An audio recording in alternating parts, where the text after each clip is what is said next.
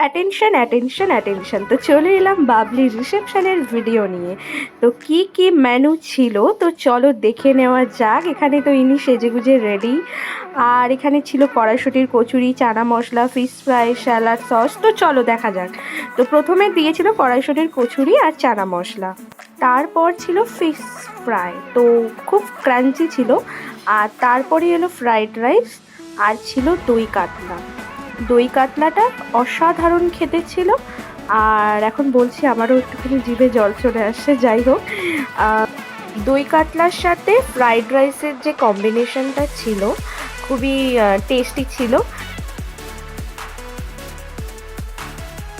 দেন serve করা হলো chicken কষা, তারপর চাটনি, মিষ্টি, পাঁপড় দিয়ে শেষ হলো রিসেপশনের মেনু।